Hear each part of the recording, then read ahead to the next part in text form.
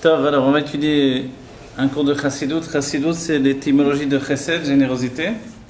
C'est-à-dire que toute chose qu'on va expliquer, finalement, ça passe par la vision de la générosité. C'est ça le point différent, finalement, entre la Torah qui a précédé et la Chassidut. La Chassidut, c'est aussi un élan de vie particulier, mais c'est aussi de regarder le monde de manière généreuse. Généreuse, c'est vrai que ça veut dire aussi se répandre, mais c'est aussi lié à la bonté. La bonté, c'est qu'on a souci de ne pas ni froisser l'auditeur, ni lui faire du mal en réalité. A priori, ça a l'air difficile peut-être de dire comment une Torah elle peut faire du mal, mais le rabbi dira par exemple pas un Mahamar, mais une Sikha, Inyana Shel Torah Chassidut, il dira que, outre la Torah des grandes tzadikim, quand des hommes ont eu des idées de Torah, par exemple certains courants de Moussar qui ont fait des livres à partir de leur propre esprit, c'était un mélange de bien et de mal. Vous voyez ? Comme il y avait un mélange de bien et de mal, ça aidait les gens et en même temps ça leur causait des problèmes. Voilà. Mais quand on a une Torah qui vient de ceux qui s'appellent les Nessiador, les princes des générations, qui sont des âmes de Hatzilut, des âmes du monde de l'émanation, donc des âmes divines d'un monde où il n'y a pas de mal, forcément elles ne peuvent pas communiquer de mal. Et leur souci, c'est justement d'élever la personne sans lui causer de problèmes, de préjudice. Pourquoi ? Parce que la Torah elle est toujours à cheval entre deux situations. Elle est un élixir de vie et un élixir de mort. Et la différence, elle est générosité ou rigueur finalement. La rigueur, elle a de particulier, c'est qu'elle ferme les choses. Et la générosité, c'est qu'elle ouvre les choses. Au niveau de l'âme, c'est la même chose.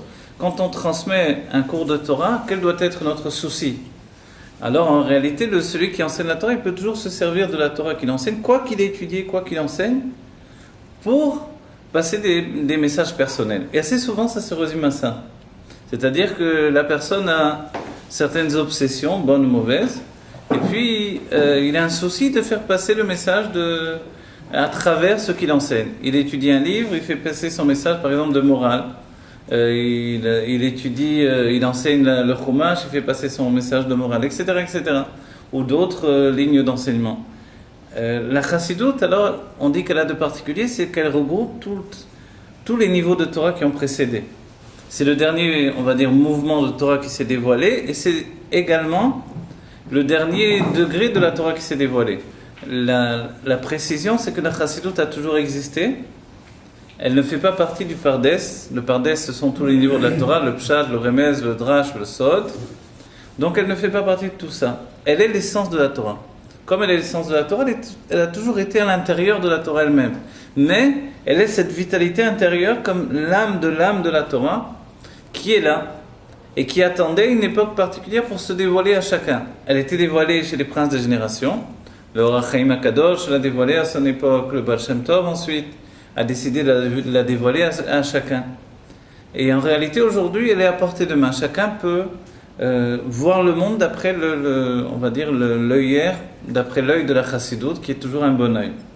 De voir les choses du bon œil, c'est de voir que le juif est méritant, de voir que le juif est l'enfant chéri de Dieu, et de voir que finalement, ça ne sert à rien de lui mettre sur la tête encore des accusations et encore des reproches, parce qu'il a suffisamment pris sur lui, il a suffisamment supporté pendant tout le temps de l'exil des choses terribles qui lui sont arrivées. Alors aujourd'hui, au contraire, on veut lui donner de souffler un petit peu.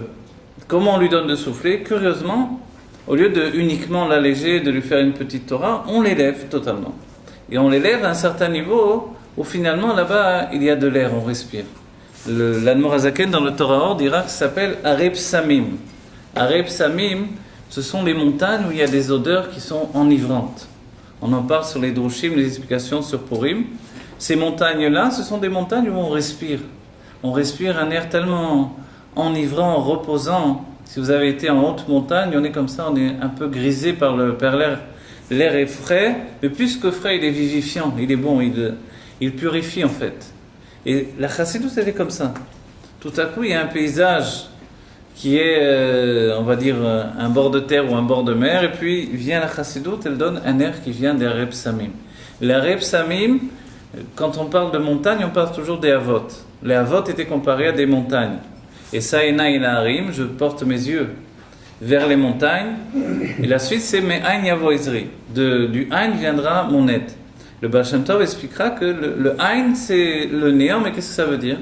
A priori, quand les sages expliquent, quand Yaakov Avinu, parce que David Améler dira je porte mes yeux vers les montagnes, alors les montagnes, il porte ses yeux vers les Avot, Avraham, Yitzhak et Yaakov, c'est-à-dire il leur demande de l'aide. Mais ensuite, il se rend compte que peut-être qu'il n'est pas assez méritant pour recevoir cette aide, et alors Me'ain yavo Ezri, du néant, c'est-à-dire du néant d'un niveau finalement où je n'ai aucun mérite, mais ça s'appelle le Keter, dira le Baal Shem Tov. Le Keter, c'est comme la couronne qui est au-dessus de la tête, elle représente l'inconscient de l'être, en même temps, c'est le plus beau des vêtements. C'est un vêtement, déjà les vêtements de la tête sont plus élevés que les autres, mais la couronne, c'est le vêtement le plus riche qui puisse exister. Et quelquefois, on a des couronnes qui sont des couronnes qui valent des millions. Et dans ces couronnes, il y a toujours un joyau particulier. Le joyau de la couronne, alors la chassidoute est comparée au joyau de la couronne. C'est ce joyau qu'à une certaine époque, d'après un exemple de l'Admor HaZaken, il a fallu prendre ce joyau, l'écraser, vraiment en faire de la trina, et puis le donner à l'enfant du roi qui était malade. L'enfant du roi était malade, il avait besoin de survivre, de revivre. Alors on lui a broyé le joyau de la couronne. Le joyau de la couronne, c'est le niveau du Ain. Mais Ain yavo Ezri, d'où me viendra mon aide? Mon aide me vient du néant. C'est quoi le néant? C'est quelque chose que je ne peux pas appréhender d'après mon intellect. Parce que Dieu, ce n'est pas du néant. Comment on peut dire que Dieu est du néant? Dieu, il est tout au contraire. Il est la vie, il est l'existence à part entière. Comment on peut comparer Dieu à du néant? En fait, le néant dans ma perception. Dès que je ne peux pas expliquer la chose, elle devient pour moi un niveau de néant. Et c'est ça le Keter. Et c'est de ce niveau-là que vient la chassidoute. Et la chassidoute, elle vient comme l'aide que David Améler va demander lui-même, elle vient pour nous aider. Elle vient pour nous aider à grandir. Elle nous entraîne vers un monde où finalement il y a un air qui est respirable. Cet air qui est respirable, c'est l'air des hauteurs. Qu'est-ce qu'il y a là-bas? Il y a mon âme. Mon âme, en fait, elle n'est pas ici-bas. Elle n'est pas enfermée uniquement dans le corps. Elle n'est pas enfermée dans la matérialité. C'est une âme qui vit dans des mondes divins. On va dire, mais comment ça se peut que mon âme vive dans les mondes divins et moi je vis dans un monde de matière? La Géoula, ce sera justement lorsque l'âme qui vit dans les mondes divins va vivre avec nous dans le monde de la matière, au sein d'un corps qui sera encore plus élevé que l'âme. Bien que l'âme aujourd'hui se trouve vraiment dans les mondes les plus élevés. Mais comme le corps, c'est la finalité, c'est le corps que Dieu a choisi, alors finalement va se dévoiler dans la Géoula la grandeur du corps au-dessus de la grandeur de l'âme. Et il va vitaliser l'âme au lieu que ce soit l'âme qui vitalise le corps. Comment ça se fait? Ce sera le moment où on aura tellement purifié la matière, c'est pas dans 100 ans, c'est dans 2 secondes. Peut-être à l'instant même, on va être dans le Beth Amikdash, on va faire les chaim avec la vodka au poivre. Et Moshe Rabbeinu il va se plaindre, il va dire qu'est-ce que c'est cette vodka-là?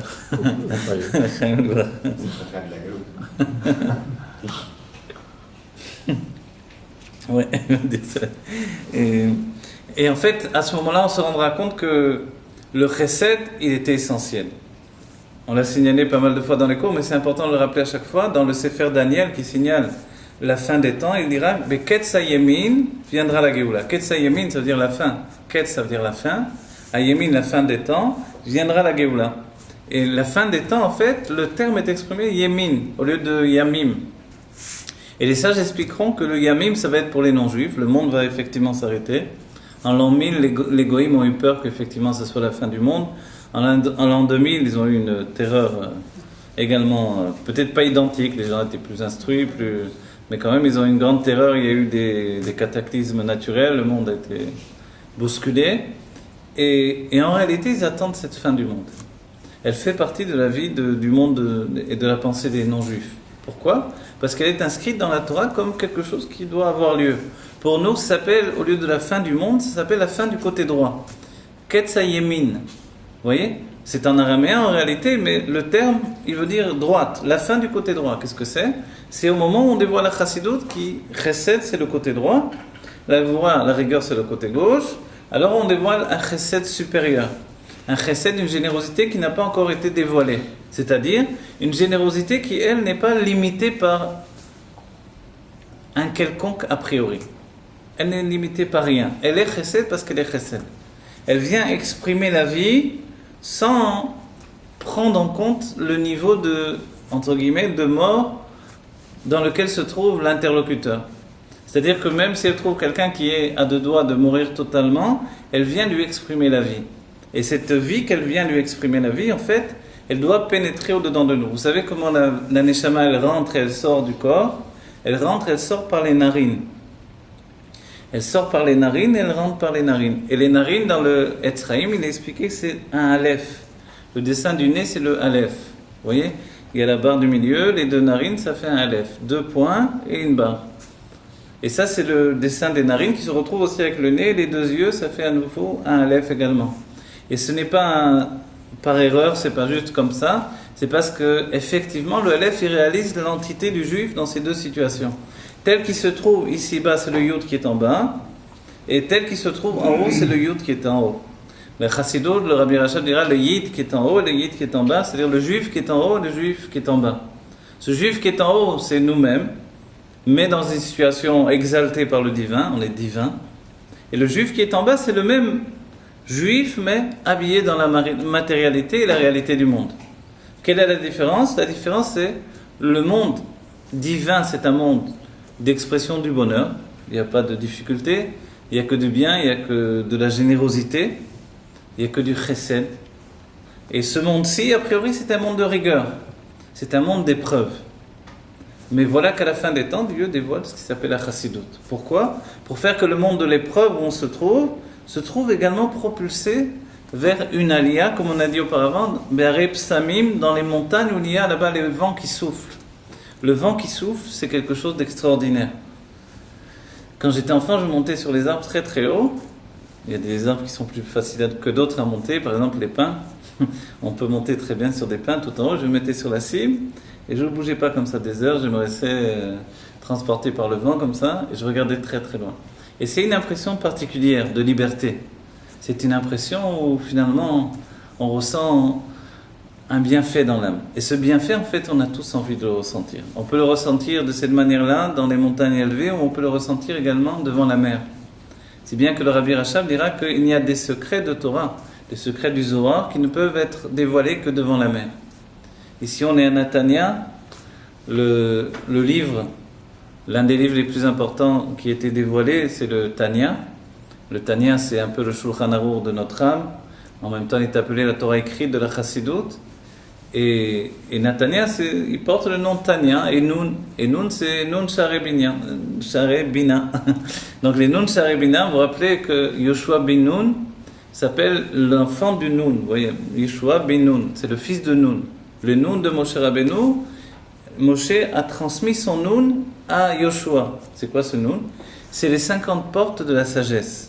On dit que tout le peuple juif, au don de la Torah, avait reçu les 50 portes de la sagesse. Ensuite, il y a eu la faute du veau d'or, elles ont été retirées.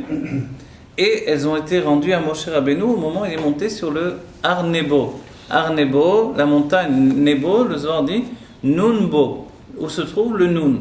Donc en fait, le secret du Nun, c'est une lettre très importante.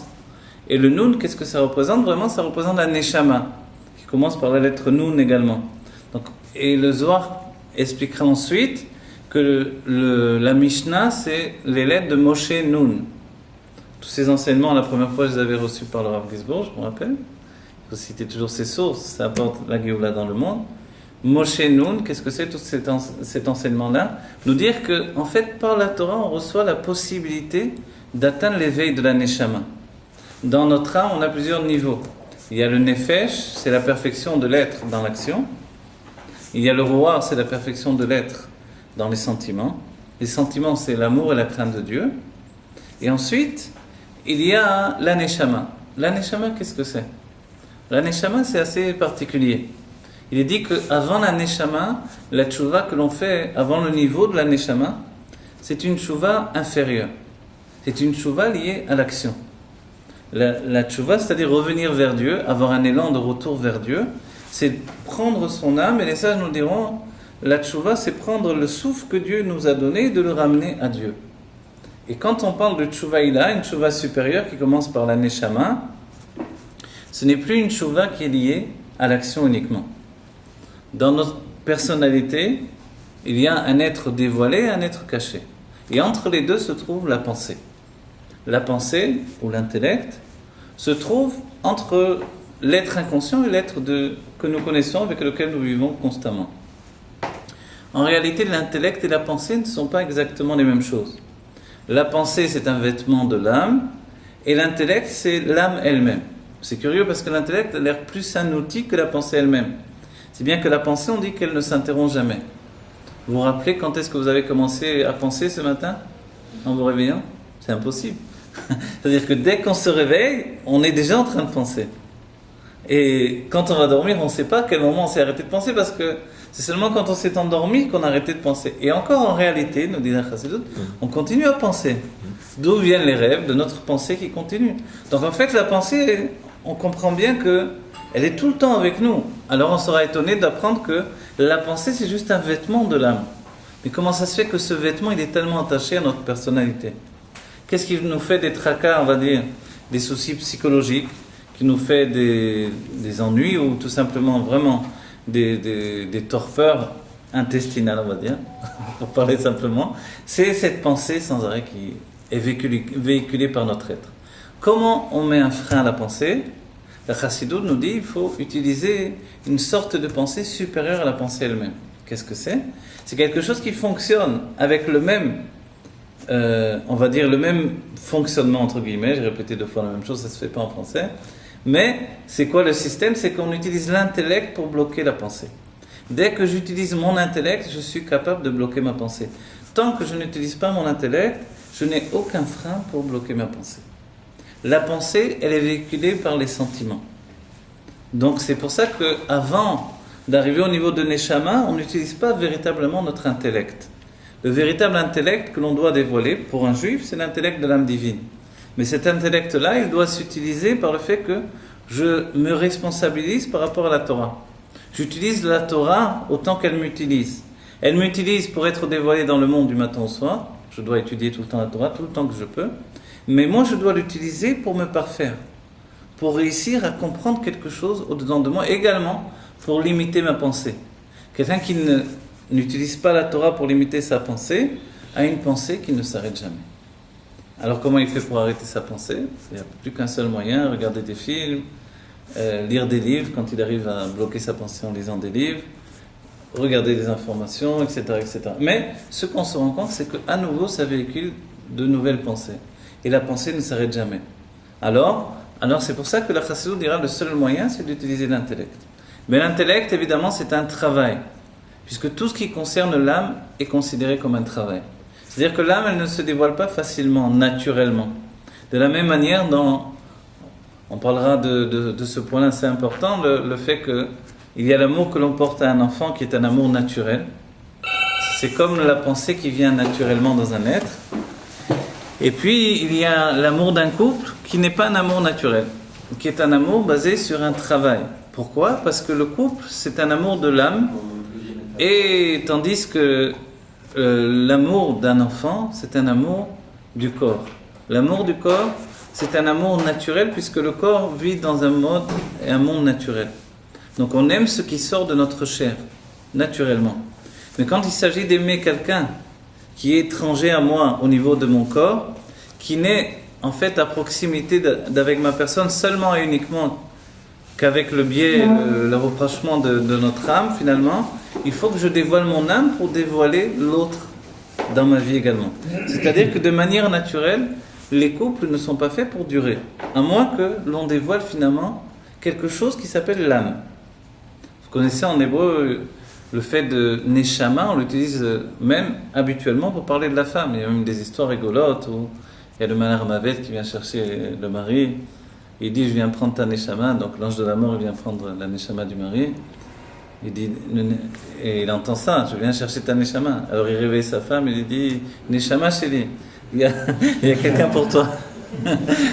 Neshama, réveille-toi, il y a quelqu'un pour toi. Donc c'est une histoire qui nous dit qu'en réalité, l'homme, lui, il a l'habitude de considérer sa femme comme sa Neshama. Mais c'est une blague qui a une base de vérité, si bien qu'on expliquera dans la Kabbalah qu'un homme ne peut pas arriver au niveau de perfection qui s'appelle la Neshama s'il ne s'est pas marié auparavant. Donc la Neshama, qu'est-ce que c'est? C'est d'aimer quelqu'un d'autre au niveau de l'âme. Ce que l'on sait faire au quotidien, c'est aimer, par exemple, l'amitié qu'il y a entre les hommes la plupart du temps. C'est soit une amitié de l'âme animale, soit une amitié de l'âme intellectuelle.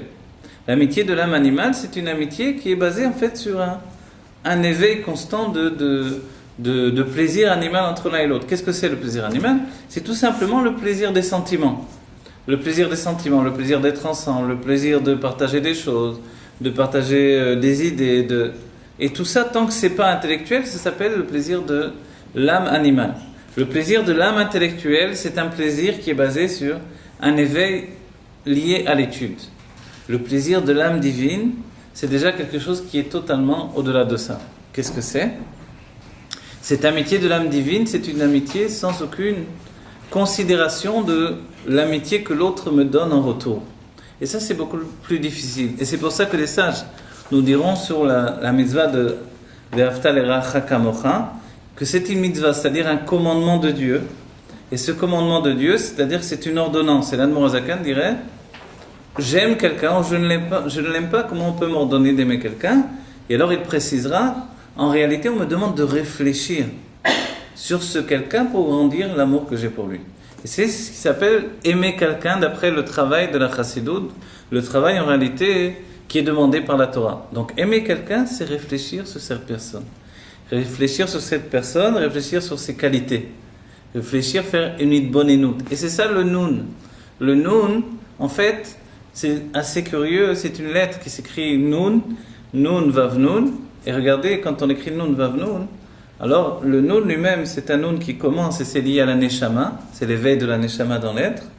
Après, il y a un vav, le vav, c'est les sentiments. Pourquoi?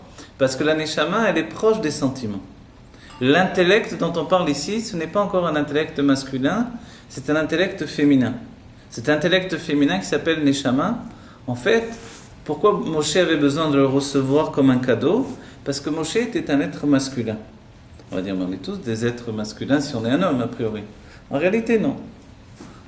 Il y a des hommes qui sont également porteurs d'une âme féminine. Pas dans le sens femelle ou mâle, mais dans le sens où on vient tous de mondes différents. Par exemple, David Améler, il est défini qu'il avait une âme, on dira dans les termes de la Kabbalah, de Alma Denukva, c'est-à-dire d'un monde féminin. Qu'est-ce que c'est le monde féminin? C'est le monde de l'action. Quand on a une âme du monde de l'action, et aujourd'hui on va dire que la génération liée au monde de l'action, et le Rabbi répétera sans arrêt la parole du Zohar, Aïkar ou Amasé, l'essentiel c'est l'action.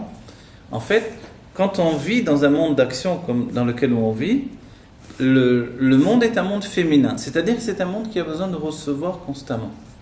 Donc, les hommes ne sont pas habitués dans ce monde de l'action à exécuter des choses sans recevoir en retour. Et on verra assez souvent. Alors que le masculin, quand on l'étudie profondément, c'est quelque chose, c'est un être qui est totalement en dehors du monde de l'action, en réalité. Ici, on verra que dans le monde où nous vivons, c'est pas du tout comme ça. C'est pour ça que les sages de la Kabbalah diront que la dernière des générations est une génération du monde de l'action, donc du monde féminin. Un monde féminin, c'est lié à l'action, c'est-à-dire que l'action elle-même, elle est un réceptacle pour quelque chose qui pénètre à l'intérieur. Qu'est-ce qui pénètre à l'intérieur de l'action? Ce sont les sentiments.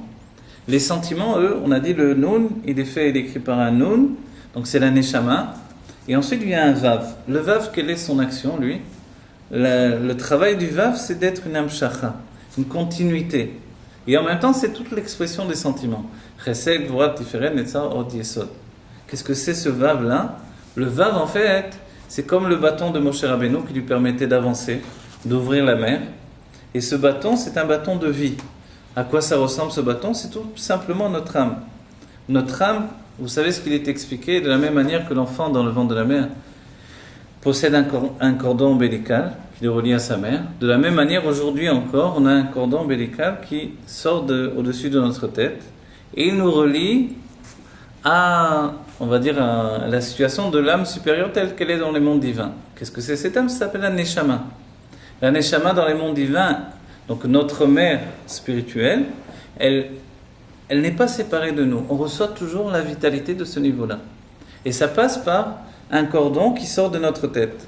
Si vous avez étudié les livres du Rav Abulafia, qui était un grand Mekoubal, alors le Rav Abulafia était très particulier. Il a été même considéré à une époque comme Mashiach Sheker, un faux Mashiach. On ne savait pas trop qu'est-ce qu'il fallait faire avec ce Mekoubal-là. Il voulait que tout le monde fasse des kavanos. C'était l'époque des Rishonim. Les Rishonim, c'est l'époque du Rambam, de Rashi.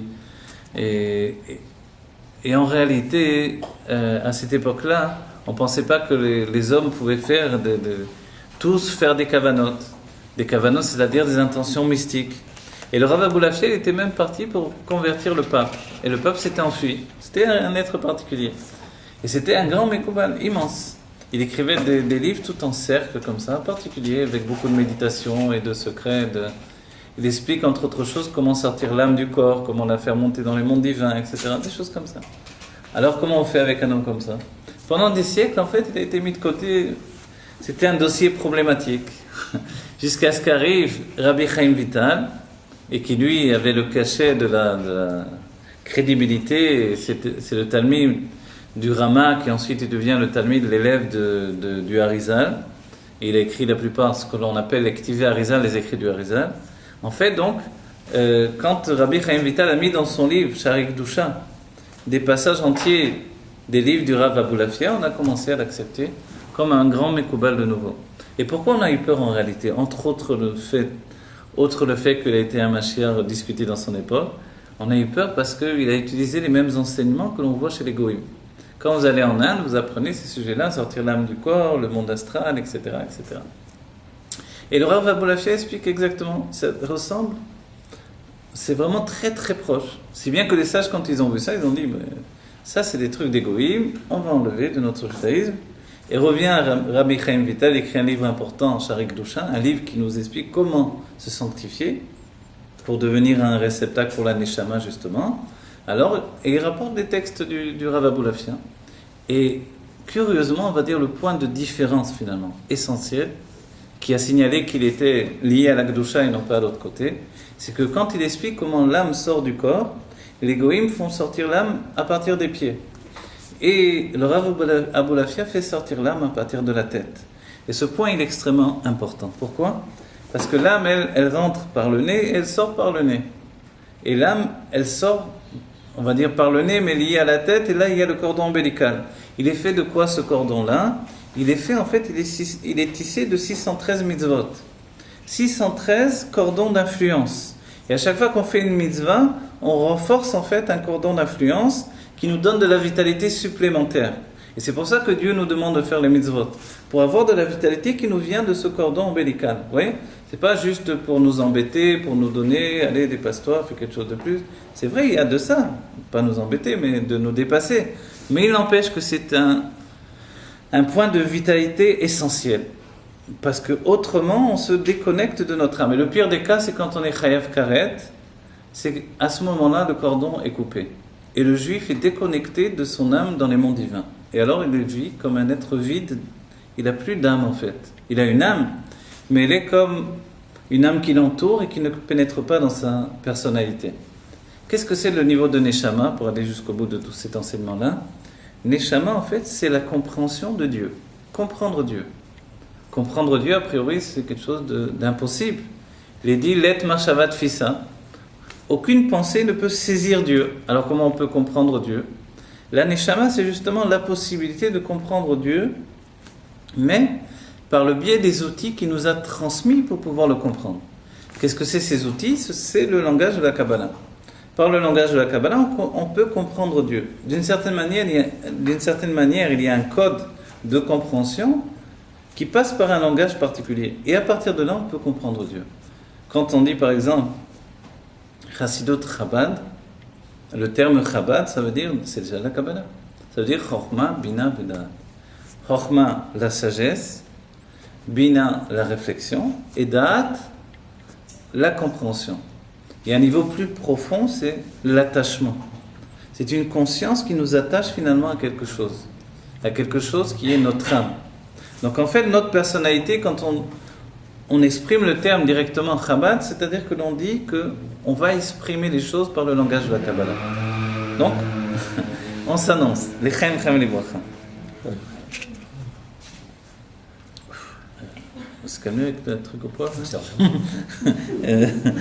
Ouais. Ça va, vous comprenez? Ça va, c'est compréhensible? Ça va pour chacun? Non? C'est pas simple, mais j'essaie d'expliquer au maximum et de donner les enseignements de manière compréhensible. D'accord. Donc il y a un grand bonheur que ce cours, puisqu'on a dit que la chassidoute c'est les Reb Samim, ce sont les montagnes vivifiantes, odorantes, qui nous vitalisent. Vous voyez, c'est pas, on marche pas à ras de terre avec la chassidoute, c'est que finalement on s'envole. On s'envole et on se trouve dans un monde où il y a du bien, et c'est un monde de générosité. Certains peuvent objecter, et c'est arrivé souvent en vérité, quand des personnes sont arrivées la première fois à des cours que j'ai donnés, alors ils arrivent et quelquefois ils rouspètent même. Pourquoi? Ils disent qu'on n'est pas habitué d'étudier de cette manière-là. On n'est pas habitué que dans un cours il y ait autant de notions en un seul cours. Mais l'idée de la Chassidut Chabad, elle est basée sur un enseignement qui est donné sur Aaron HaKohen. Aaron HaKohen, il est dit qu'il rapprochait, on va dire en termes généraux, les hommes de la Torah. Et la précision du Rabbi, c'est que de ce fait-là, on entend qu'il ne s'agit pas de rapprocher la Torah des hommes, mais de rapprocher les hommes de la Torah. C'est-à-dire qu'on ne descend pas la Torah vers les hommes, mais on élève les hommes vers la Torah. Et ça, c'est le principe même de la Torah depuis l'Admor HaZaken. Ça a été, on va dire, comme on dit aujourd'hui, un challenge, mais il a pris sur lui de le faire, et puis le combat a été remporté, puisqu'on est arrivé à une époque où le Rabbi nous a dit qu'on a diffusé les sources de la Chassidoute. Si on a diffusé les sources de la Chassidoute, elles ont été diffusées dans le monde entier. Qu'est-ce qu'il nous reste à faire aujourd'hui? Il nous reste à en profiter. On a diffusé, bravo. Maintenant, à nous de les intégrer. Alors, le cours qu'on a commencé aujourd'hui, alors d'abord, on le dédie à tous nos chayalim, à tous les soldats. Ces soldats sont nous-mêmes, sont nos frères, nos enfants, ceux que l'on chérit de tout notre cœur. Et on se rappelle que nous, à ces âges-là, aux âges de 18 ans, de 18 à 21 ans, on était en train de faire des bêtises, on faisait rien du tout, on faisait rien de notre vie. Enfin, je parle pour moi peut-être, mais c'est tout, notre vie n'avait aucun sens dans un certain point de vue. Et on voit ici des jeunes hommes qui sont des héros, qui sont des tzadikim, qui sont des hommes qui ont pris sur eux des responsabilités que des hommes âgés n'ont pas l'habitude de prendre sur eux. Ils rentrent dans un guêpier, c'est comparable au Vietnam, ce qui se passe là, c'est quelque chose de terrible. Ils rentrent dans un endroit qui est totalement truffé de pièges et de tous les côtés, c'est quelque chose... On sait bien, les khatrila, il n'y a pas plus dangereux et plus fou que ça. C'est-à-dire qu'il n'y a véritablement aucune possibilité de se protéger totalement. Donc c'est une chose en fait invraisemblable. Et sachez que ce n'est pas du tout l'état d'esprit du Rabbi d'agir de cette manière-là, puisqu'on voit bien que les ennemis, c'est le peuple lui-même qui se trouve là-bas, qui n'est pas pour les juifs, mais qui est pour l'occupant, qui est terroriste en fait, qui se trouve sur place.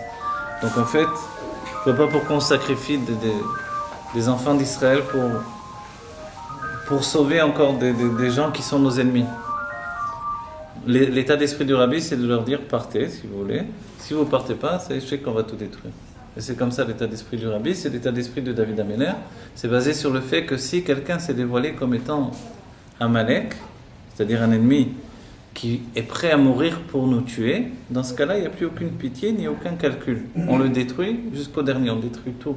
C'est ça l'état d'esprit de la Torah, de David Améler. S'il y avait David Améler, il détruirait tout, totalement, sans faire de calcul, ni grand ni petit, ni femme ni enfant, ni quoi que ce soit, puisque ce sont tous des assassins.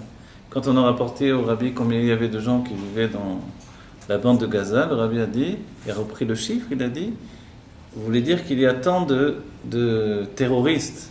Il a repris le chiffre, il a rajouté le terme terroriste. En fait, on est en situation où on envoie à nos enfants des jeunes gens qui sont là, qui sont des héros, qui sont attachés au judaïsme et qui sont nés pour le bien et qui vont mourir bêtement finalement.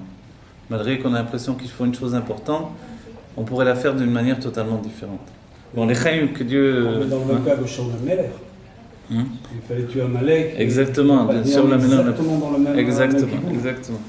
Exactement, la même situation où on met l'esprit, on fait pénétrer l'esprit là où il faut finalement tout simplement réagir comme un militaire. Et le Rabbi l'a dit assez souvent, je ne vais pas m'étaler beaucoup dessus, mais juste ces paroles du Rabbi qui sont importantes à savoir, que le Rabbi a dit, dans ce cas-là, on ne demande pas l'avis des politiciens, on demande l'avis des militaires. Et c'est vrai qu'il y avait le Rav Kana qui avait rapporté, qui avait objecté à ça, mais les militaires ils disent comme les politiciens. Et le Rabbi a répondu, les militaires lorsqu'ils parlent comme des militaires, pas quand ils parlent comme des politiciens. Ainsi le Rabbi avait dit à Sharon, reste un militaire, ne rentre pas dans la politique. Et malheureusement il n'a pas écouté. Bon voilà, on fait des erreurs accumulées qui nous coûtent très très cher. Et c'est pour ça qu'on doit faire abstraction de notre intelligence humaine à un certain moment et se dire qu'est-ce que dit la Torah dans telle situation. Dans la situation telle qu'elle, la Torah en fait, c'est vrai qu'elle a l'air impitoyable, mais quand l'ennemi est impitoyable, il n'y a pas lieu d'être moins impitoyable que lui. Vous savez, d'après la Torah, un voleur entre dans la maison, si j'ai la simple idée qu'il puisse en vouloir à ma vie, je le tue directement. Je ne fais pas de calcul, je prends un pistolet, je le tue, j'ai fait une mitzvah. Si maintenant il n'avait aucune intention de me tuer, alors j'ai fait une avera, j'ai tué quelqu'un gratuitement. Mais s'il y avait le plus petit geste qui désignait qu'il avait l'intention de me tuer, alors c'est une mitzvah de le tuer.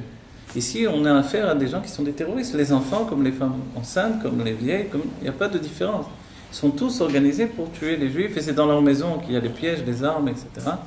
Donc en fait, il n'y a pas lieu de faire tout ce travail c'est un éléphant qui rentre dans un magasin de porcelaine, il faut faire attention à tout, mais tout explose à chaque instant.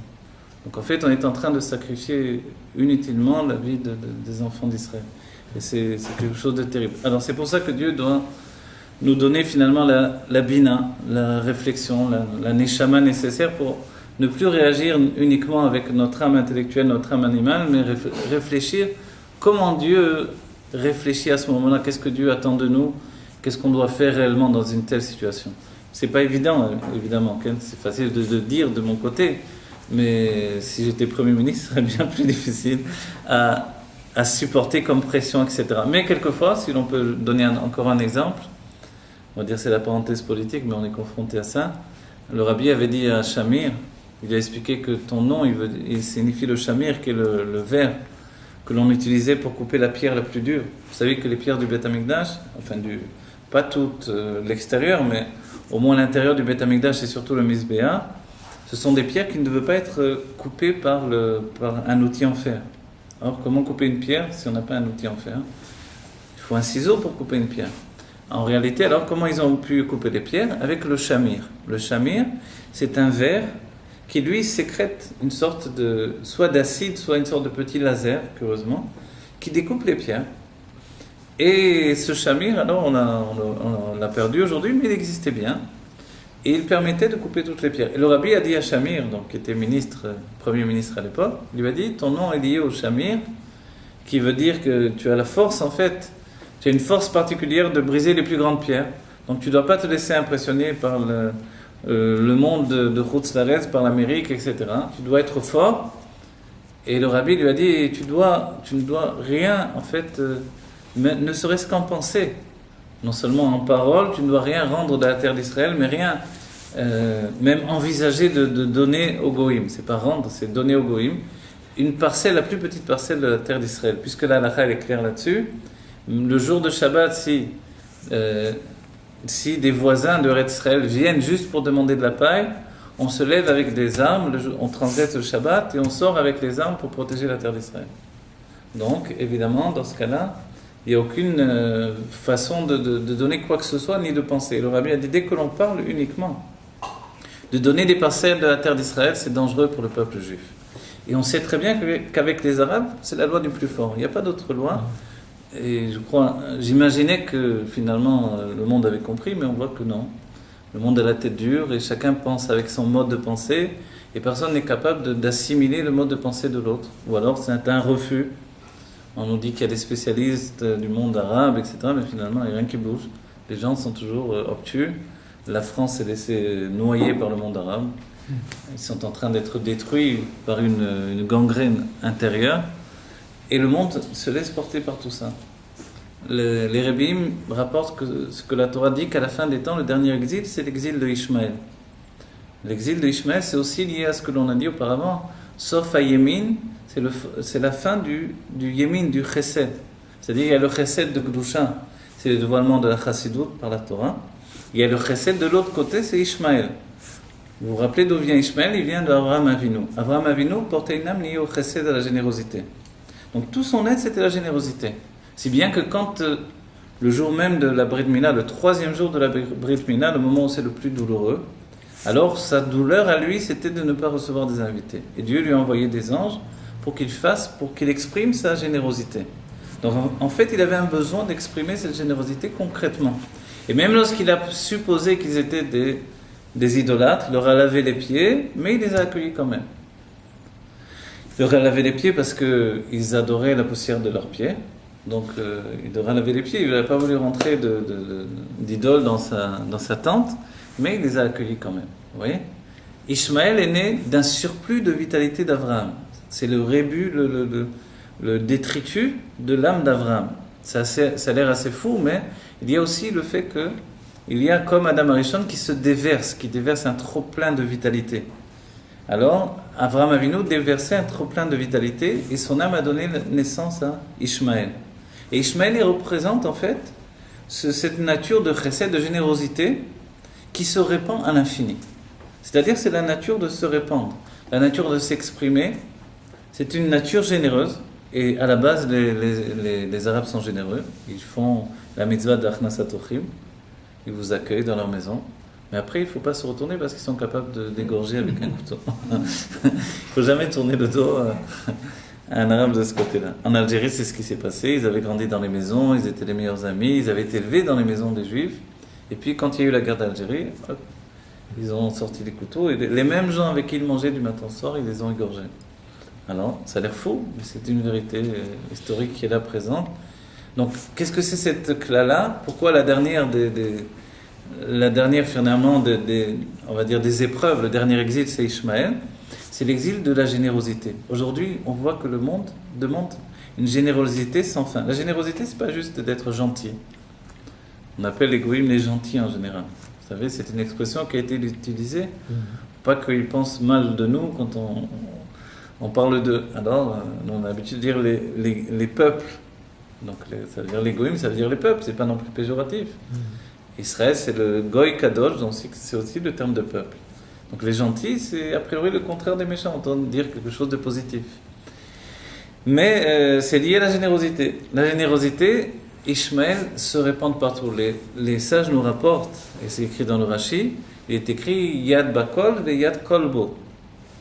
Il a la main sur tout, et la main de tous sont sur lui. À la fois, il est la main d'œuvre du monde entier, mais à la fois, il a la main sur tout. Et c'est aujourd'hui qu'on se rend compte que c'est une bombe à retardement qui est en train d'exploser. Ils se sont intégrés de partout, ils sont rentrés, puis ils commencent à dévoiler leur nature généreuse. C'est quoi la nature de la générosité? C'est le débordement. La générosité, elle veut tout remplir. Elle ne veut rien laisser en dehors d'elle-même. C'est ça la générosité. Vous voyez? Si bien que même le nom Avraham, qui est lié à Avraham Avinu, il est assez problématique tout ça parce que c'est une personnalité qui veut simplement, de manière naturelle, remplir tout l'espace. C'est-à-dire exprimer tout le temps son être et laisser peu de place aux autres sans être mauvais ni quoi que ce soit. Si bien que Dieu a dû mettre un bouclier à la générosité d'Avraham. Avraham voulait que Ishmaël vive éternellement. Vous vous rendez compte ce que ça veut dire? Ça voudrait dire qu'aujourd'hui, on n'aurait plus de moyens de s'en sortir, c'était fini. On aurait été étouffé par cette plante qui commence à... Le lierre prend de la place de plus en plus, et à un moment, il étouffe l'arbre. On aurait été étouffé. Et Dieu a mis un bouclier. Et on dit tous les jours, on le renforce quand on dit tous les jours dans notre prière, Magen Avraham. On renforce le Magen, le bouclier. On a pu penser, moi au début je croyais, Magen Avraham, c'est le bouclier d'Avraham. Avraham avait un bouclier. Non, pas du tout. La Noirzekel nous dit, c'est pas ça du tout. C'est que la générosité d'Avraham est tellement absolue que même s'il savait qu'il y avait dans Ishmaël une mauvaise nature, il voulait qu'il vive éternellement. Il pouvait supporter le mal dans sa générosité. Et Dieu a dit non, une telle générosité, elle est dangereuse pour le monde, on va mettre un bouclier. Donc il y a un bouclier. Ce bouclier, finalement, va venir au monde avec la nature de Yitzhak. Qu'est-ce que c'est le bouclier? C'est la rigueur. La rigueur, on dit que dans la Géoula, c'est la rigueur qui va l'emporter sur la générosité. On va dire alors comment ça se fait que juste avant la Géoula se dévoile la chassidoute qui est la générosité. En fait, la chassidoute, elle se dévoile en même temps que la générosité de l'autre côté. Ça s'appelle le chesed de Klippa. le chesed de Ishmaël. Et lui, il se répand à l'infini, de la même manière, la chassidut s'est répandue à l'infini. On va dire alors, il ne fallait pas répandre la chassidut, ça aurait évité de répandre l'autre côté. En fait, on ne peut pas arrêter les choses. Les choses sont engrangées, et ce dernier exil qui passe par Ishmaël, en fait, c'est un exil qui est lié à la générosité. Vous savez que dans la musique aussi, c'est très important, les Rébim l'expliqueront, il y a deux sortes de musique. Il y a les musiques de Esav et les musiques de Ishmaël. Tout ça, c'est écrit dans les textes des Rébim. La musique de Esav, elle est grave, elle est liée à la rigueur, elle est lourde. Vous voyez, c'est la musique classique, quoi. Et puis, la musique d'Ishmaël, elle est très joyeuse. On va dire, mais c'est pas ce que l'on entend a priori. Quand on entend on s'approche un petit peu là de ces tours érigées dans le ciel là, et qu'on entend finalement les Arabes qui annoncent les prières, c'est très langoureux, c'est pas du tout joyeux ni quoi que ce soit. Et les Rébim expliquent une chose incroyable. Il y a dans l'être deux natures, c'est-à-dire chacun de nous possédons deux natures. Il y a une nature facile et une nature qui ne se dévoile que par un effort. La nature facile, c'est la première nature qui est liée à notre âme animale. Là, on parle du juif. La seconde nature, c'est une nature difficile qui est liée à notre âme divine. On a dit tout à l'heure, l'amour d'un enfant, c'est un amour naturel. Donc, c'est une nature qui vient de l'âme animale et du corps.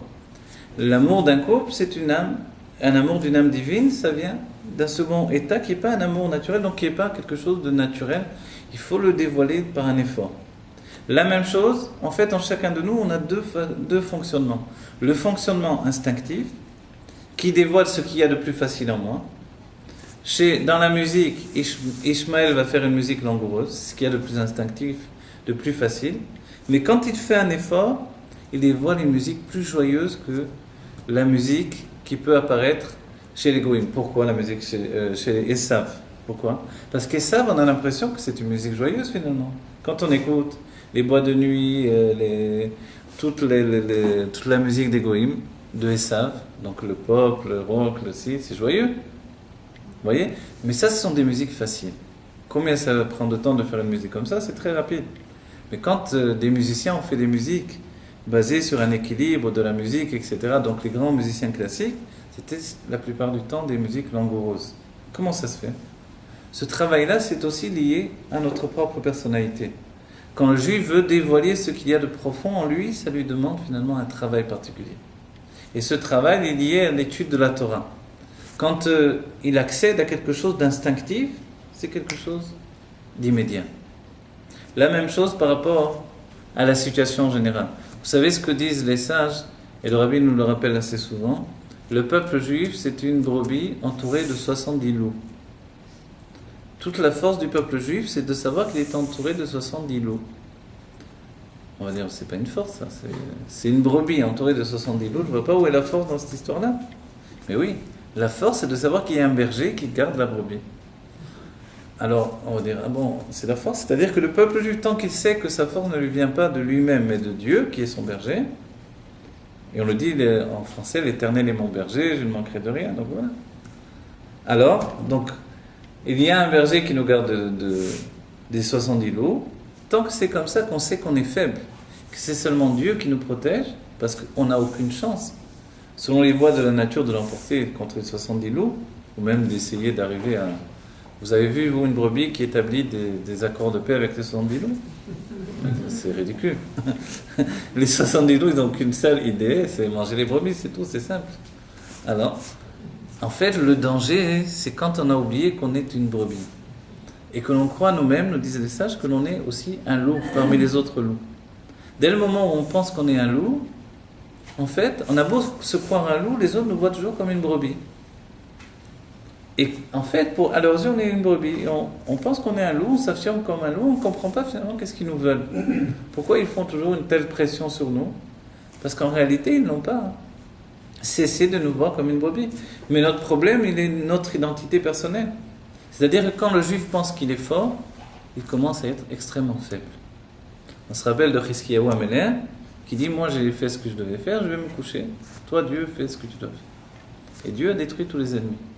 En fait, ça a l'air fou, on va dire. À notre époque, on peut encore penser comme ça.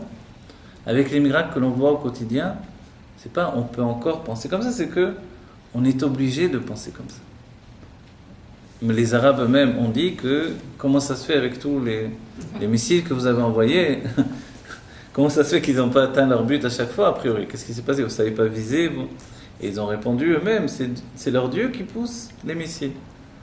Et quand on entend des choses comme ça, et quand on remonte à la guerre des 6 jours, on s'aperçoit tous les miracles énoncés, où ils ont vu des anges, où ils ont vu...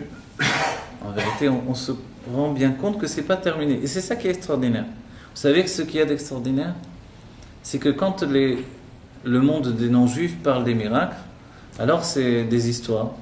C'est des histoires d'auparavant, c'est de la sorcellerie, c'est Merlin l'Enchanteur, c'est la magie, c'est ci, c'est ça. Mais personne n'y croit réellement. Chez le peuple juif, en réalité, c'est plus une histoire au passé. De la même manière, on dit que celui qui lit la Megillat Esther en pensant que c'est des choses qui sont arrivées au passé, mais qu'aujourd'hui c'est fini tout ça, on dit il n'est pas Yotse de la Megillah. Le Baal Shem Tov dira il n'est pas rendu quitte de la Megillah. Il doit penser qu'aujourd'hui encore Dieu peut nous sauver de tous ceux qui veulent nous détruire. Et c'est exactement la même situation. Mais pour ce faire, il faut dévoiler un amour de Dieu qui est supérieur à l'état de vie naturel. Il faut accéder à la Neshama. Et la Neshama, on dit que la Géoula, elle dépend de la Neshama.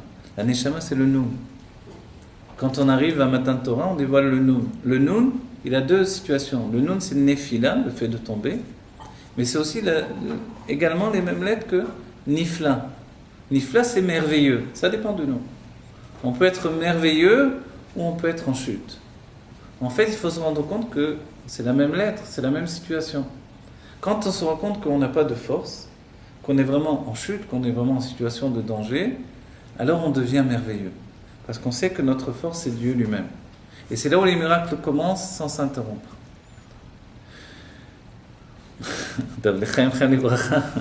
Que Dieu nous donne vraiment de vivre ce moment-là où chacun de nous, on se rend compte, y compris si ça doit passer par le bas, la Géoula, que ça passe aussi par le monde de la politique et que chacun se rende compte que finalement on vit une époque merveilleuse.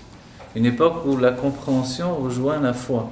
Et que si d'autres époques étaient en dualité avec ces deux situations-là, aujourd'hui c'est terminé. On n'a plus de dualité entre la foi et la connaissance. Et c'est pour cela finalement qu'on a une époque où on est capable de confronter finalement les contraires. Et dès qu'on confronte les contraires, on touche le divin. Dieu ne se dévoile que lorsque des contraires sont confrontés. Et à un tel degré que les Rishonim appelaient Dieu Nosea Fachim. Dieu, il réunit des contraires. Quand il se dévoile, il est impossible en fait qu'on ait des réceptacles pour le supporter son dévoilement. Mais en même temps, c'est le dévoilement de Dieu. Ça conjugue des contraires. Et la Géoula, ce sera exactement ce point-là. Ça va être le fait de vivre dans un corps, en ayant la conscience de notre existence, tout en acceptant que cette existence, elle est l'existence de Dieu. Vous voyez ce que ça veut dire? Si j'ai la conscience d'exister, bon, il y a moi et puis il y a Dieu. Dans la Géoula, on aura conscience que notre existence est l'existence de Dieu. Aujourd'hui, quand je pense comme ça, j'annule mon existence. Donc je n'arrive plus à exister, donc comme les enfants de Aaron, je retourne à la source. Mais dans la Géoula, notre conscience, la conscience de notre existence va être perçue comme l'existence de Dieu. Donc finalement, le corps ne pourra pas devenir quelque chose qui va empêcher le dévoilement de la conscience de l'existence de Dieu. Vous avez compris? Hein? Vous avez compris? C'est-à-dire que si j'existe, je ressens que j'existe, a priori, je suis une barrière entre l'existence de Dieu et moi. C'est pour ça que j'apprends l'existence de Dieu comme quelque chose que l'on entend de très loin. Mais à Matan Torah, qu'est-ce qui s'est passé? Il est écrit que l'on a vu les voix et on a entendu finalement ce qui se voit. Alors, les voix et ce qui se voit en français c'est proche, mais qu'est-ce que ça veut dire? On a vu ce qui est loin et on a entendu ce qui est près. Comme ça explique le Rabbi Rachab. Ça veut dire quoi? Le monde qui est près de nous est devenu très très lointain. Et Dieu qui est a priori loin de nous est devenu très très proche. Donc Dieu que l'on entend, on parle de Dieu mais on ne le voit pas, tout à coup on l'a vu de nos yeux. Bien qu'il n'ait pas de corps ni de ressemblance du corps. Et le monde qui est proche de nous s'est éloigné de nous. Dans la Géoula, il va y avoir un état particulier qui va être encore supérieur à ce point-là. C'est que Dieu va être proche dans un monde qui va être également proche. Pourquoi? Parce que ce monde, c'est un monde qui est voulu, désiré par Dieu. C'est-à-dire que tout ce qu'aujourd'hui, tout ce qui peut être une contradiction en l'esprit de Dieu, dans la Géoula, ça sera une évidence que tout ça, c'est un moyen de dévoiler Dieu. Vous avez compris, ça va? Ça va, les chem, chem, les bracha.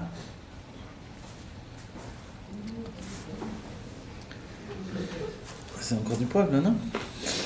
Toujours. D'accord. Vous voulez l'eau? Non, ça va. Chem, chem. Bon, bah, Déborah, elle va faire les familles. Vas-y, je vous en prie. Déborah, c'est la chambre d'Ibo. L'étymologie de Dibo. Donc c'était un don dans la parole en particulier. Un peu de ça. Notre cours, on a commencé à parler de la Neshama. Allez-y, mangez, je vous en prie. Ensuite, depuis la Neshama, on a parlé de pas mal d'autres choses. Mais en réalité, la Neshama, c'est ce lien évident qui nous relie à Dieu, par la compréhension. Et la Chassidut Chabad, elle vient dévoiler le lien qui nous relie à Dieu par la compréhension, justement. Vous voyez? Vous voulez que j'arrête le cours là? Tu me dis? Vous avez compris l'idée? Qu'est-ce que c'est la Neshama finalement? Pour aller jusqu'au bout, au moins du principe de compréhension, on va dire que la Neshama, c'est le niveau de l'âme qui est axé sur comprendre Dieu. Qu'est-ce que c'est Dieu maintenant?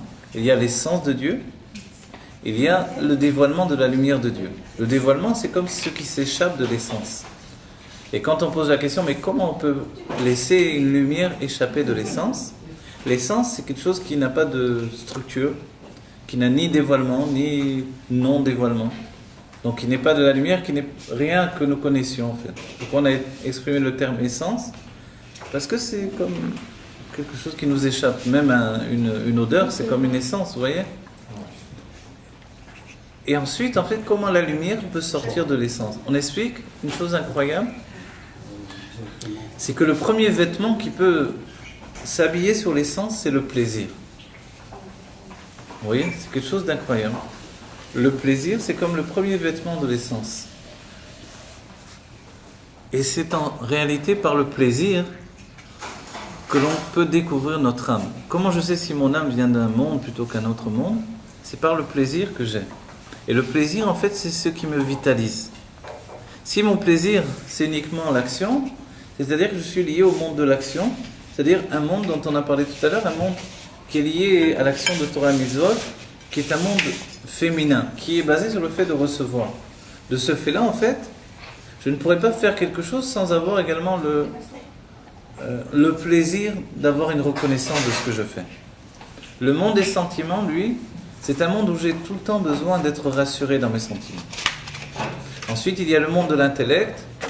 Ici, c'est un monde où j'ai tout le temps besoin de comprendre les choses. La Neshama, c'est ce monde de l'intellect. La Neshama, c'est quelque chose d'essentiel. Même si on est lié aux sentiments, on peut posséder ce qui s'appelle la Neshama des sentiments. En termes d'âme, ça s'appelle la Neshama du Ruach.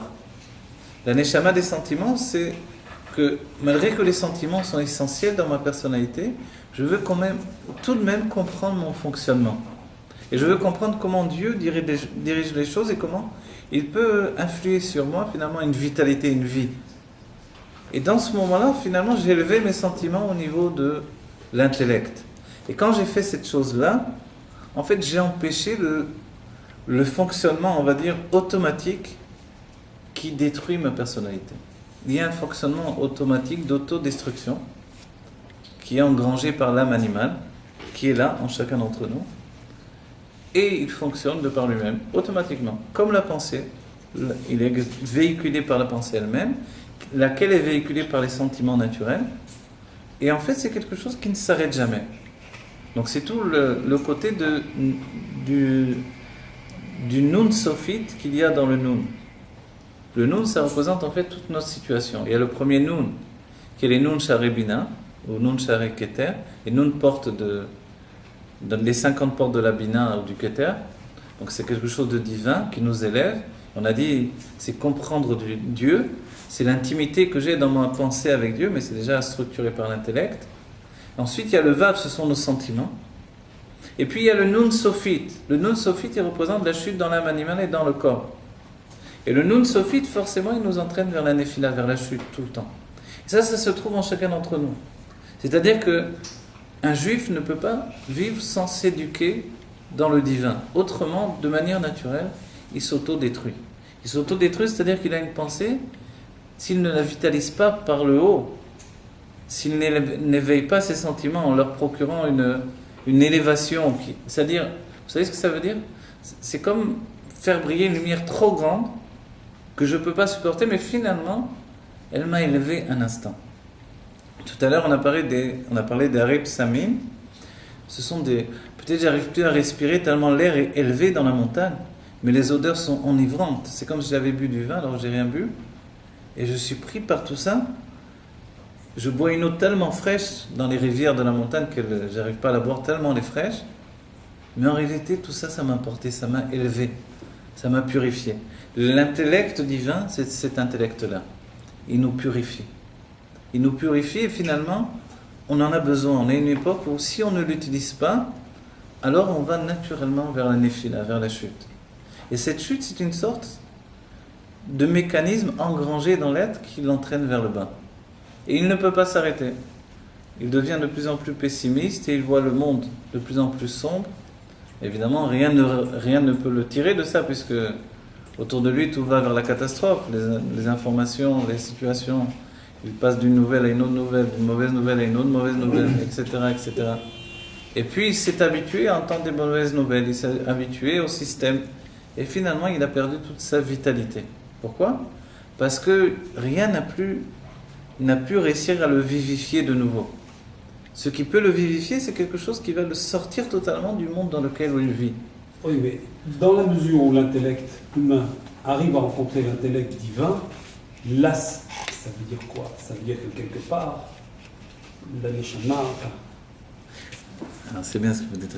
Le rabbi dit une chose incroyable. Il pose la même chose, le même point on va dire de Kushia.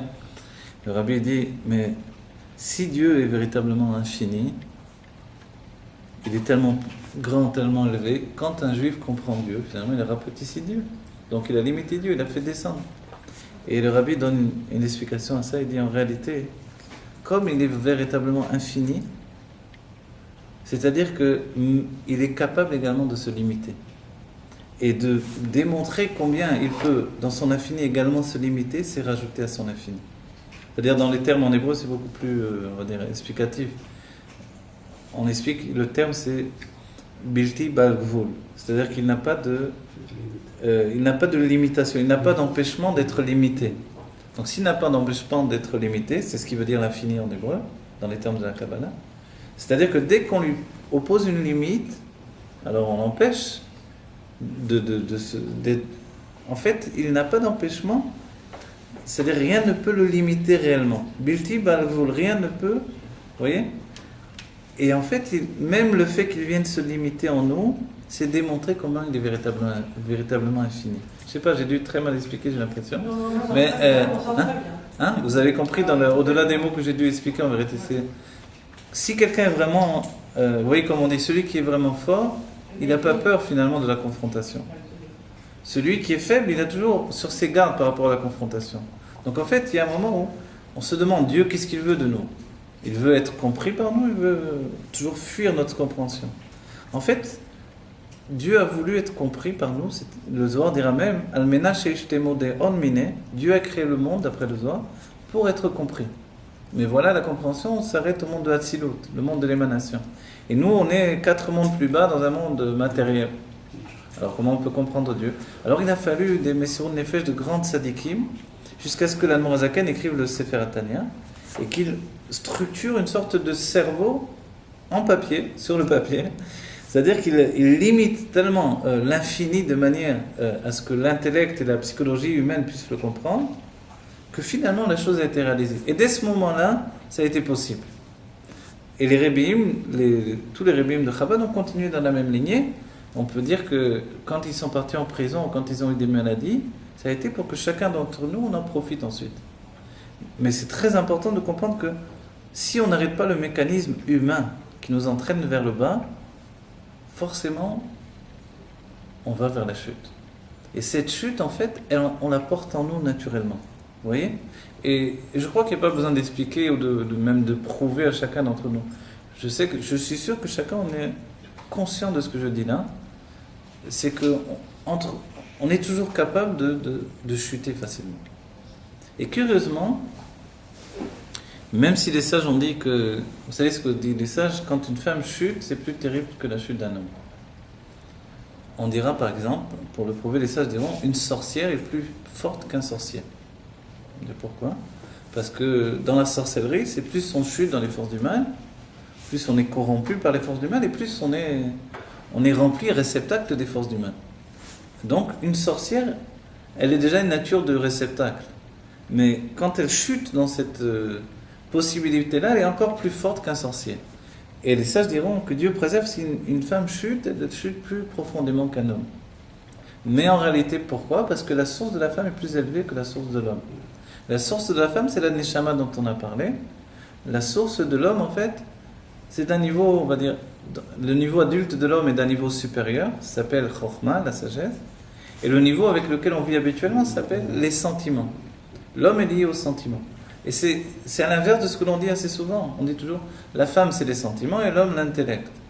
En fait, c'est pas exactement comme ça. Quand on dit que l'homme c'est l'intellect, la plupart du temps, on a oublié de dire l'intellect des sentiments. De manière naturelle, l'homme est l'intellect des sentiments. Et la femme, finalement, en réalité, elle est les sentiments de l'intellect. Et c'est ça le point de différence. On va dire, quelle différence? C'est pareil, non? L'intellect des sentiments ou les sentiments de l'intellect. C'est comme si vous dites, il y a quelqu'un qui s'appelle David, le bras de David ou quoi alors? Vous comprenez ce que je veux dire par là? C'est-à-dire il y a le général et il y a le détail. Alors quand on dit les sentiments de l'intellect, c'est de l'intellect ces sentiments-là. D'accord? Ça appartient à l'intellect.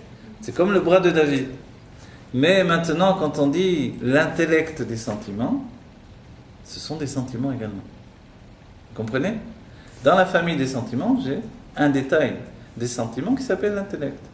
C'est-à-dire que c'est un intellect qui a beaucoup de mal de se sortir des sentiments. Et dans notre génération, on le voit. Dans d'autres générations, on le voyait beaucoup moins, ce que je dis là. Ça vient des livres de Kabbalah, ce que je vous dis là, dans le Etzraïm. On voit que l'homme, tant qu'il n'a pas réussi à s'élever au niveau de Chokhmah, de la sagesse, alors il est toujours lié au sentiment. On va dire, mais l'homme est plus intellectuel que la femme, ça a l'air réel. Mais en réalité, c'est qu'un intellect lié au sentiment. C'est-à-dire que finalement, c'est un intellect qui ne peut pas faire abstraction de son besoin d'énergie sentimentale. Je vais vous dire une chose, en écrivant, je me suis rendu compte d'une chose, en fait, c'est connu, c'est yadoua, mais c'est une chose importante, on ne réfléchit pas toujours à ça. Vous savez, quand on parle de la mémoire, il y a la mémoire imaginaire, c'est-à-dire la mémoire véhiculée par l'image. Cette mémoire-là, finalement, c'est une mémoire qui est véhiculée donc, par des images qu'on a vues, qu'on a engrangées dans notre esprit, dans notre cerveau, et que l'on ressort finalement. On se rappelle des gens qu'on a connus, quelquefois des gens qui sont partis, des gens qu'on n'a plus vus, qui sont dans un autre pays. On se rappelle de nous-mêmes quand on était enfant, on se rappelle d'autres lieux, etc. Ça, c'est la mémoire de l'image. Mais il y a aussi une mémoire autre. C'est une mémoire des sentiments. Cette mémoire des sentiments, elle n'a pas de notion temporelle. Pour elle, le temps n'existe pas. Le temps, en fait, d'un certain point de vue, n'existe que réellement dans la conscience de l'intellect. Dans les sentiments, la mémoire des sentiments, on va dire, c'est une intensité. C'est-à-dire qu'à chaque moment où on a un besoin d'intensité, c'est comme une mémoire qui est en nous qui se dévoile. Je vous donne un exemple. Un enfant était aimé par sa mère.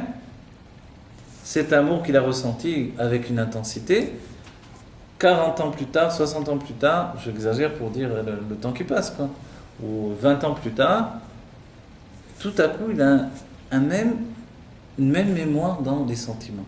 C'est-à-dire s'éveille en lui une intensité sensitive qui lui donne un besoin d'éprouver à nouveau le même amour qu'il avait eu à l'époque quand il était enfant. Et ça, en fait, il n'y a pas de notion de temps. Dans cette mémoire-là, elle fonctionne tout le temps.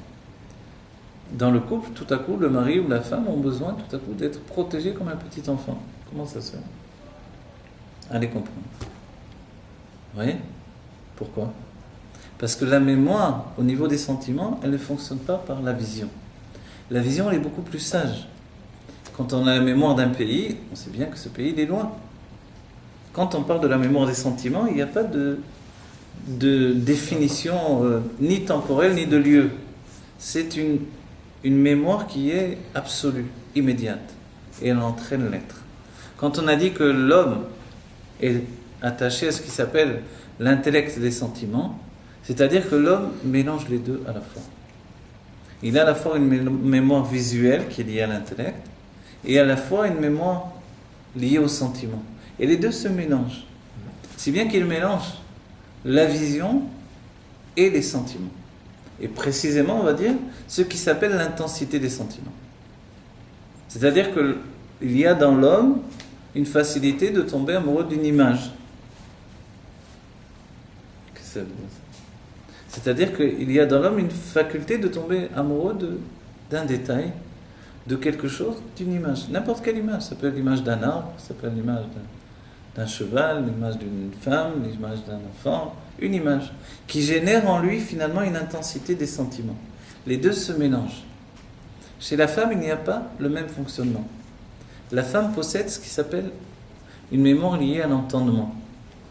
Elle est liée à la neshama, on a dit c'est un niveau supérieur, on a expliqué tout à l'heure, on a dit ce sont les sentiments de l'intellect. Les sentiments de l'intellect, c'est que finalement, elle est émerveillée d'avoir compris quelque chose. On va dire, ça n'a pas l'air le fonctionnement forcément des femmes, en fait, oui. La femme fonctionne par un système d'émerveillement. Et les hommes, quelquefois, on se moque des femmes, de voir qu'elles s'émerveillent, de choses qui ont l'air, bon, ça va, pas besoin de s'émerveiller de ça. Mais elles fonctionnent en émerveillement. Et l'émerveillement, c'est pas sentimental, c'est intellectuel. C'est curieux, hein? L'émerveillement, c'est intellectuel. C'est, oui, quand tu te dis, oh, c'est beau, oh là là, c'est merveilleux. Oh là là, je pratique. Des fois, elle voudrait raconter des petits trucs. Non, mais je vois pas qu'est-ce qu'il y a. Je cherchais une babysitter, je descends les escaliers, j'envoie une voisine, elle me dit, oh là là, tu sais, je fais babysitter. Incroyable. Et l'homme va dire, bon, tant mieux, qu'est-ce qu'il y a d'extraordinaire là-dedans?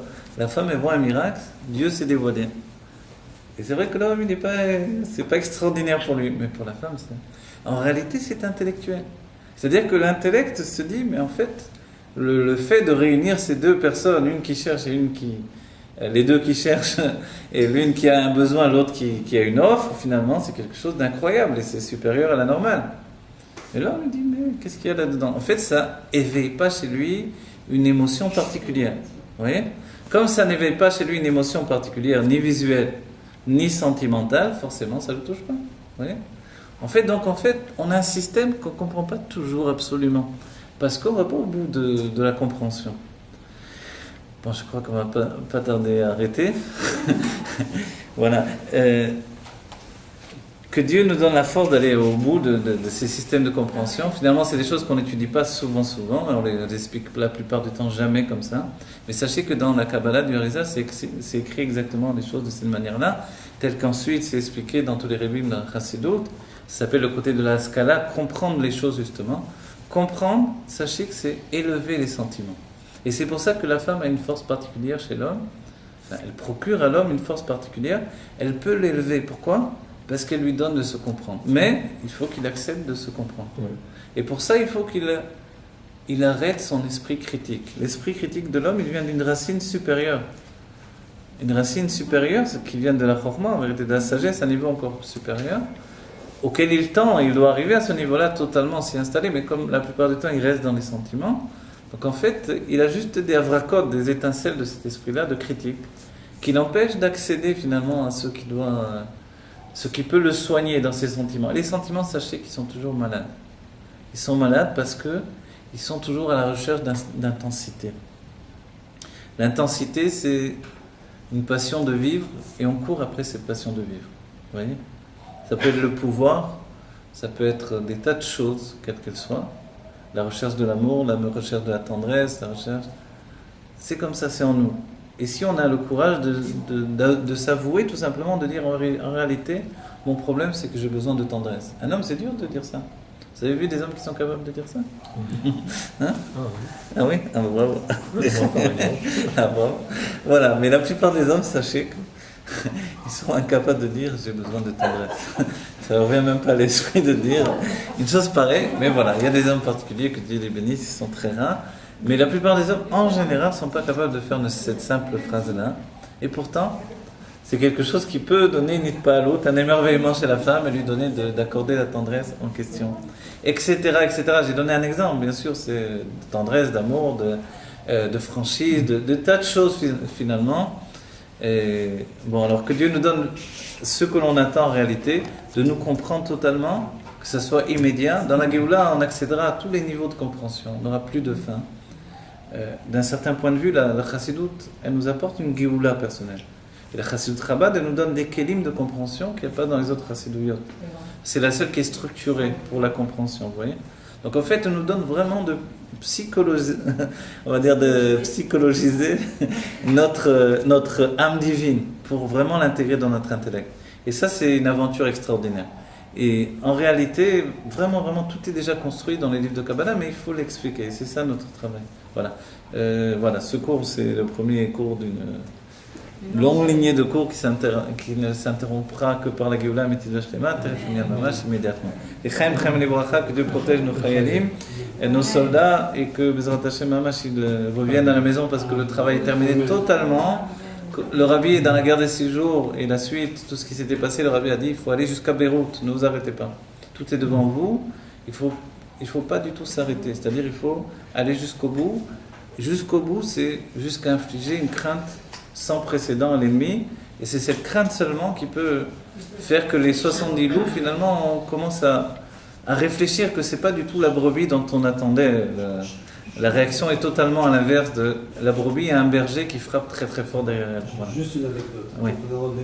Le Rabbi et la guerre de 73. J'ai vu une vidéo, je l'ai vu rue Lamartine, cette vidéo, où il y avait Rabin, Sharon, etc., tous les généraux, qui expliquaient quel était le lien du Rabbi avec la guerre de 73. Et il disait, toutes les heures, on appelait le 770 pour recevoir les ordres. C'est vrai? Oui, maman, j'ai vu la vidéo.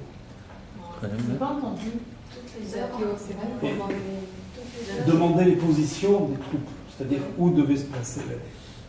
C'est incroyable. Ouais. C'est dommage aussi d'ailleurs, comme pour ce qui s'est passé il y a 2 ans avec l'opération Pont-Durcy et Raphaël Libano, qui a sauvé des soldats, que ça ne se soit pas reproduit. Après, ça continue la guerre continuait.